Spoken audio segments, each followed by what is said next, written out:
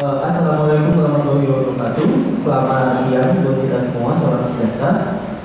Terima kasih atas kesempatannya dan saya sangat senang sekali dengan ketika kita mendiskusikan topik ini. Ada wacana untuk membangun kemitraan antara masyarakat sipil dengan pemerintah, khususnya dalam menargetkan atau mensukseskan target kita dari MDGs menuju SDGs di sektor kesehatan, karena memang sektor kesehatan ini menjadi sektor yang salah satu sektor kunci sebenarnya dalam kita mewujudkan amanat Undang-Undang Dasar 1945, khususnya dalam kehidupan yang layak. Gitu. Saya berangkat dari sebuah organisasi LSM dan Human Rights Center yang fokus pada kerja-kerja advokasi di sektor ketenagakerjaan. Di tahun 2010, gitu, teman-teman serikat pekerja ini mulai aktif sebenarnya untuk mendiskusikan apa sih hak kita, khususnya hak tenaga kerja dulunya di sektor formal saja, dengan mau merevisi Undang-Undang Jam Sostek.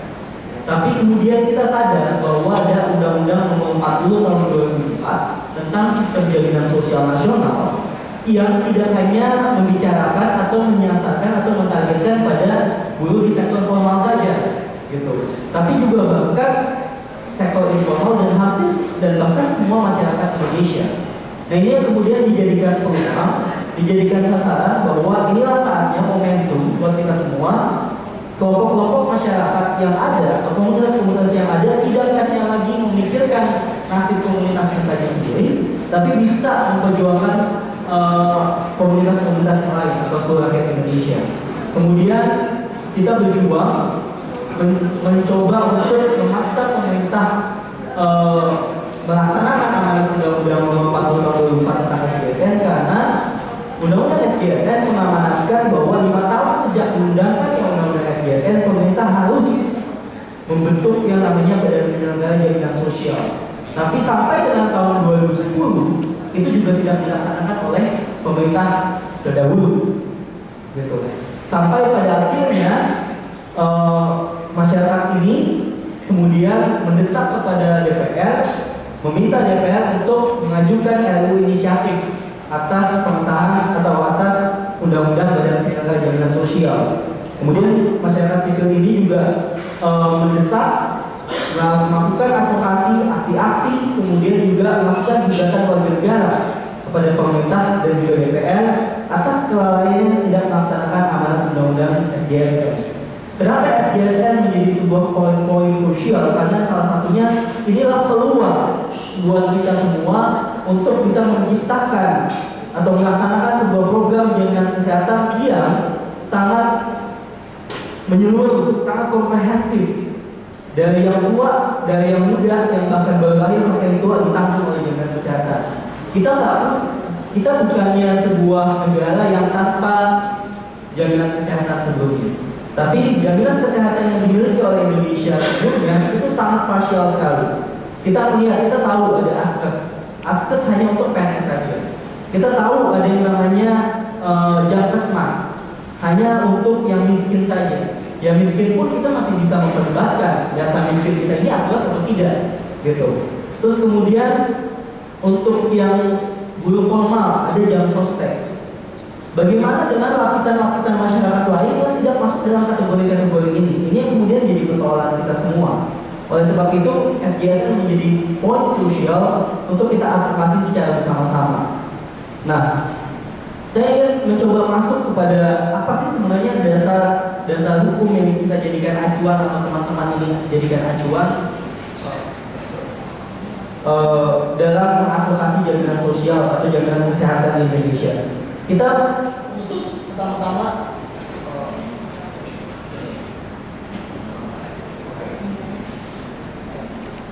kita ingin kembali lagi sebenarnya kepada amanat Undang-Undang Dasar 1945 itu seperti apa.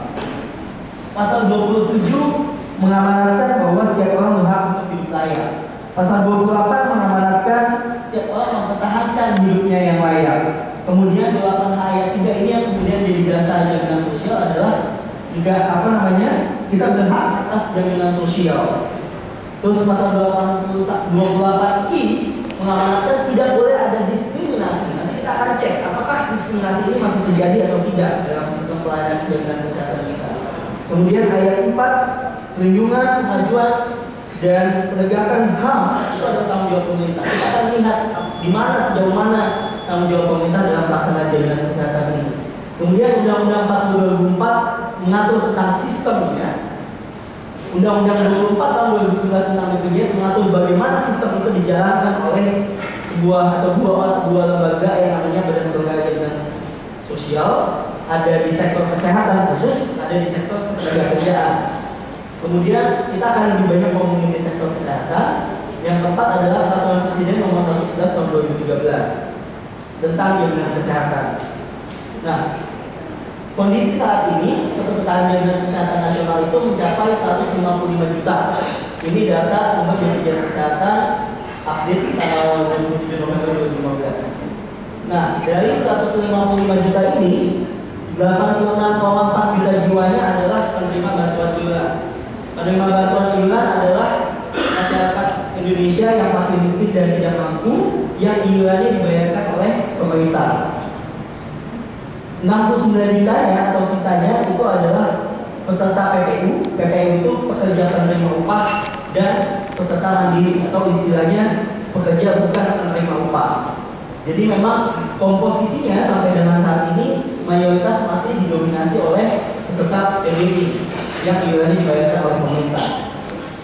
Nah, tantangan Indonesia atau tantangan jaminan kesehatan nasional saat ini adalah yang pertama, kepesertaan pekerja penerima upah masih rendah menurut kita. Kenapa? Kita penting untuk bisa universal healthcare coverage. Tadi disebutkan bahwa dipresentasikan oleh narasumber sebelumnya, target SDGs adalah UHC, universal healthcare coverage. Tantangannya apa untuk bisa UHC adalah kepesertaan harus maksimal. Apabila kita ingin kepesertaan maksimal, tantangan yang harus kita jawab terlebih dahulu adalah pelayanannya sejauh ini seperti apa. Gitu. Meskipun amanat undang-undang SJSN atau undang-undang BPJS mewajibkan setiap orang wajib mengikuti jaminan kesehatan nasional, tapi pada saat implementasi ini sangat sulit sekali. Kita pun menyadari yang sulit adalah sektor mandiri. Bagaimana kita bisa menjamin sektor mandiri ini mau mendaftar? Saat ini kepesertaan kita di sektor mandiri meningkat karena memang promosi dari mulut ke mulut ini memang cukup efektif dibandingkan dengan kampanye-kampanye atau sosialisasi yang dilakukan oleh Kementerian Kesehatan maupun BPJS. Cuma tantangannya adalah pelayanan di lapangan yang belum prima itu bisa menyebabkan orang semakin apatis untuk melaksanakan atau ikut program ini. Nah, ini kemudian menjadi persoalan kita. Bagaimana kepesertaan itu lebih maksimal untuk bisa mensukseskan target UHC. Nah, kenapa itu menjadi strategis juga kepesertaan PPU? Kita tahu beberapa informasi di media terakhir bahwa BPJS Kesehatan defisit sebesar 5 triliun rupiah. Bahkan diproyeksikan 2-3 tahun kemudian defisit akan semakin besar. Pertanyaannya, apa yang kemudian menyebabkan defisit itu bisa semakin membesar? Kami menganalisa bahwa salah satunya kelemahan yang dilakukan oleh BPJS Kesehatan pada saat ini adalah tidak memaksimalkan peserta pekerja penerima upah. Kenapa? Karena kontribusi iuran dari pekerja penerima upah lebih besar dibandingkan kontribusi iuran dari pekerja mandiri. Ini yang kemudian bisa menjadi salah satu sumber pendapatan BPJS Kesehatan untuk membiayai kesehatan. Yang kemudian yang kedua adalah data peserta PBI masih belum update sesuai dengan kondisi realitas. Gitu. Kita melihat bahwa penetapan 86,4 juta jiwa penerima bantuan iuran ini tidak sesuai dengan realitas yang ada. Apabila kita melihat dari sisi penghasilan, cuma memang masih terdapat perbedaan pendapat. Kalau Dewan Jaminan Sosial Nasional mengatakan sebenarnya ada sekitar 96,7 juta jiwa yang seharusnya menjadi peserta PBI. Gitu. Nah, ini yang kemudian harus menjadi poin yang disesuaikan atau disinkronisasi oleh pemerintah. Yang kemudian yang ketiga adalah tumpang tindih data PBI dan Jamkesda. Ini memang masih menjadi persoalan. Apakah jumlah peserta PBI itu sama dengan peserta Jamkesda atau bagaimana? Karena amanat undang-undang sistem jaminan sosial nasional ini seharusnya Jamkesda ini sudah terintegrasi tahun 2016 dengan BPJS, dengan PPI atau dengan BPJS Ketenagakerjaan atau Kesehatan. Nah ini kemudian menjadi tantangan juga ke depan apabila Jamkesda terintegrasi kepada BPJS, kemudian dana alokasi Jamkesda ini dialokasikan untuk apa? Ada usulan dana alokasi Jamkesda ini dibangun untuk meningkatkan atau membangun fasilitas kesehatan, puskesmas, rumah sakit tipe C, tipe D, dan sebagainya. Nah kemudian sosialisasi, program sosialisasi bagaimana persepsi terhadap regulasi antara petugas BPJS Kesehatan dan manajemen rumah sakit ini masih berbeda. Banyak sekali program-program di lapangan, persoalan-persoalan di lapangan yang menunjukkan bahwa antara manajemen rumah sakit dengan petugas BPJS Kesehatan ini beda persepsinya. Misalnya dalam konteks pembayaran klaim, gitu. Ada seorang ibu, gitu ya. Ada seorang ibu yang sakit tiroid, itu pada saat itu tiroid, dia seharusnya sudah mendapatkan pelayanan dari pihak manajemen rumah sakit, gitu. Tapi diabaikan oleh petugas BPJS Kesehatan, tidak dibantu untuk melakukan advokasi untuk itu. Akibatnya 2-3 bulan dia tidak mendapatkan fasilitas kesehatan, tidak mendapatkan pelayanan kesehatan dari rumah sakit. Ini yang kemudian pemahaman ini yang kemudian harus menjadi pemahaman yang sama, gitu ya. Karena seharusnya regulasi menyatakan bahwa apabila sudah sesuai dengan indikasi medis itu harus ditangani segera. Ini yang kemudian menjadi persoalan-persoalan yang di lapangan masih terjadi. Kemudian pemahaman peserta akan hak dan kewajiban serta cara mengadvokasi diri masih rendah. Kita tahu bahwa sosialisasi ini di lapangan masih sangat belum masif sekali. Belum banyak masyarakat yang kemudian memahami apa sih haknya, apa sih manfaat yang harusnya dia terima, apa sih kewajiban yang harus dia bayarkan, gitu. Sampai dengan saat ini belum ada pelayanan pengaduan yang cukup baik di rumah sakit untuk bisa meng-cover hak masyarakat ini. Alhasil apa? Alhasil seharusnya masyarakat ini bisa mengadvokasi dirinya sendiri. Nah itu yang kemudian menjadi tantangan kita, bagaimana supaya kita bisa memberikan edukasi kepada masyarakat, dia bisa mengadvokasi dirinya sendiri. Karena kita tidak bisa mengandalkan tugas BPJS di lapangan. Satu rumah sakit tugas BPJS cuma 2 orang, katakanlah BPJS Center. Pasien bisa mencapai ribuan. Bagaimana dia bisa mengadvokasi atau bagaimana dia bisa menangani kasus lebih banyak? Alhasil hanya kasus-kasusnya saja yang ditampung, kemudian proses follow up-nya kemudian juga sama aja lama, gitu. Jadi bagaimana dengan situasi masa transisi di awal seperti ini, penting kita bisa memberikan edukasi kepada masyarakat, dia bisa masyarakat bisa memahami bagaimana masyarakat bisa mengadvokasi dirinya sendiri. Nah, pelayanan masih belum maksimal. Tadi saya bilang, kalau misalnya bicara target UHC saat ini masih menjadi tantangan berat. Kenapa? Karena pelayanan kita masih belum prima. Kalau pelayanan kita prima, orang tanpa disuruh pun pasti akan mendaftar kok. Kenapa? Karena dengan sistem jaminan kesehatan nasional ini, orang bisa mendapatkan jaminan kesehatan dengan relatif iuran yang terjangkau. Siapa coba yang nggak mau, katakanlah cuma ini untuk yang mandiri ya, 60 bayar 59.500 tapi dapat pelayanan tas 1. Indikasi medis, pelayanan medis sama dengan yang lainnya. Tentu orang akan encourage. Cuma persoalan di lapangan kan antara pelayanan yang pasien umum dengan pasien BPJS saja masih berbeda, gitu. Ini yang kemudian menjadi masyarakat enggan untuk terlibat dalam program ini lebih lanjut. Jadi masih mikir 2 kali, gitu. Nah, kita bedakan deh antara misalnya BPJS Kesehatan sampai dengan saat ini tidak beroperasi 24 jam kali 7 hari. Rumah sakit di mana-mana yang namanya sektor kesehatan, sektor pelayanan publik, apalagi yang terkait dengan kesehatan, ini wajib sebenarnya beroperasi 24 jam kali 7 hari. Kenapa? Karena kita tidak pernah tahu kapan kita sakit. Kita tidak pernah tahu hari apa, jam berapa. Nah, persoalannya adalah terkait dengan administrasi. Misalnya, saya saya datang ke rumah sakit, saya harus mendapatkan yang namanya surat eligibilitas kepesertaan. Surat eligibilitas kepesertaan ini yang mengeluarkan adalah BPJS. Nah, katakanlah saya masuk rumah sakit hari Kamis, saya cuma dikasih waktu 3 kali 24 jam untuk bisa mendapatkan surat itu. Kalau tidak, saya akan dikategorikan sebagai pasien umum. Nah, kalau katakanlah hari Kamis kemudian karena yang namanya keluarga kan pada umumnya panik gitu ya, dia tidak ngurusin lagi administrasi pada tahap awal, tiba-tiba hari Minggu BPJS tutup, padahal itu adalah deadline supaya saya mendapatkan surat eligibilitas. Nah ini yang kemudian juga menjadi persoalan. Jadi banyak persoalan administratif BPJS tutup, pasien yang kemudian dirugikan, dia terpaksa harus bayar. Jadi ini yang kemudian harus jadi solusi.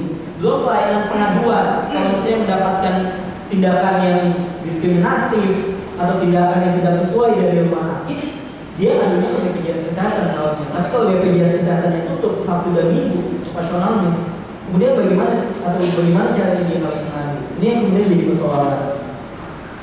Petugas BPJS Center di rumah sakit masih bersifat pasif. Penolakan pasien itu alasan kamar penuh masih banyak sekali. Kita masih banyak temuan-temuan di lapangan di berbagai macam rumah sakit, entah itu rumah sakit tipe A sampai rumah sakit tipe D, kasus-kasus seperti ini masih banyak terjadi. Gitu. Kenapa saat ini RSCM penuh? Itu pun kemudian menjadi tanda tanya kita karena indikasi sistem pembiayaan, indikasi fraud itu juga terjadi. Misalnya orang datang ke rumah sakit tipe D, dia sudah dibayar dengan sistem kapitasi. Puskesmas dia sudah dibayar sistem kapitasi, padahal dia bisa layani, tapi dia rujuk saja, tiba-tiba dia langsung rujuk ke rumah sakit. Gitu. Nah itu yang kemudian menjadi persoalan kenapa biaya klaim itu menjadi sangat tinggi, gitu. Dan alasan dari itu kenapa jadi rumah sakit kamarnya penuh, padahal yang seharusnya bisa ditangani di puskesmas, tapi malah akhirnya entah itu karena problem moral hazard atau segala macamnya, itu menjadi persoalan. Kemudian pembebanan biaya kepada pasien out of pocket ini masih sering sekali terjadi. Entah dia harus bayar uang muka, entah dia harus bayar obat-obatan, atau kemudian dia harus bayar selisih biaya. Ini metodenya banyak sekali di lapangan. Persoalan-persoalan ini. Lambatnya penanganan medis pun masih terjadi.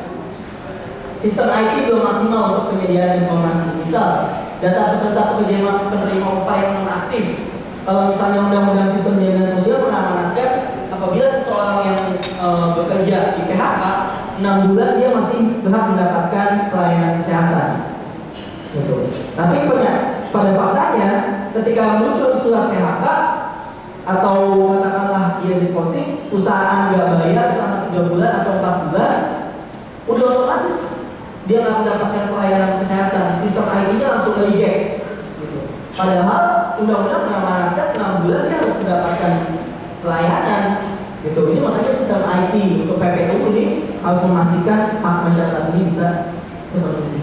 Ketersediaan kamar pun masih minim sampai dengan saat ini. Ini problem klasik fasilitas kesehatan. Kemudian aktor pembagian peran antara regulator, operator dan pengawas masih belum jelas. Ini masih tumpang tindih relatif. Pengawasan internal dan eksternal masih belum maksimal.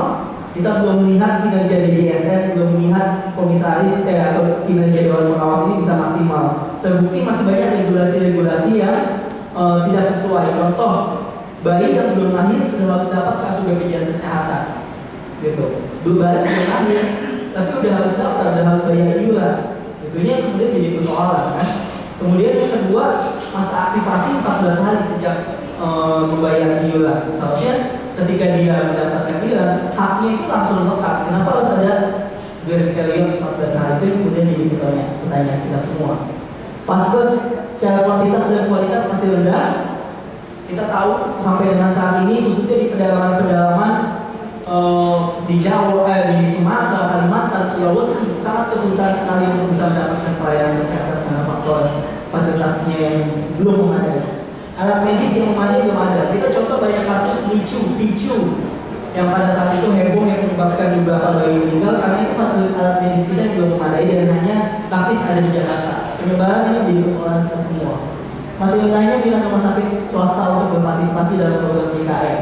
Kemudian keluar biaya dari fasilitas BPJS Kesehatan yang masih tinggi. Ini yang kemudian menjadi tantangan bagaimana kita bisa mengencourage rumah sakit swasta untuk mau terlibat dalam program JKN ini. Karena kita nggak bisa mengandalkan rumah sakit pemerintah.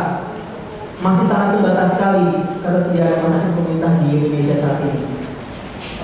Next, peluang yang bisa kita lihat atau peluang yang bisa kita laksanakan adalah membangun sinergitas keterbukaan di antara pemangku kepentingan dalam mensukseskan program JKN atau Indonesia Sehat, regulator, operator, vaskes, keterbukaan informasi dan sinkronisasi data. Kita mesti duduk sama-sama nih, sebenarnya pemerintah konsepnya gimana sih? Apa yang mau dilakukan? Masyarakat sipil apa yang bisa dibantu sama masyarakat sipil?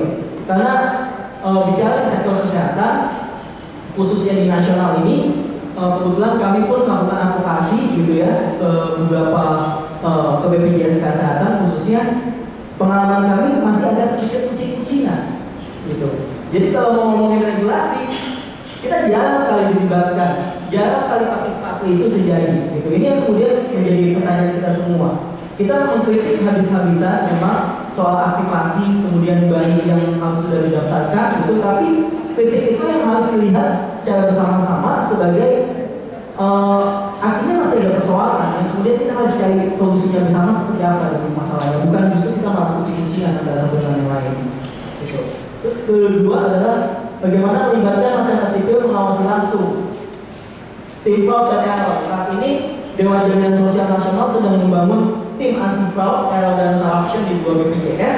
Nah ini kemudian jadi pertanyaan, bagaimana nih, apakah DJSN akan melibatkan peran masyarakat sipil untuk mengawasi BPJS dalam konteks fraud atau tidak? Ini adalah potensi yang bisa kita manfaatkan untuk membangun kemitraan guna mensukseskan program penyelenggaraan jaminan kesehatan.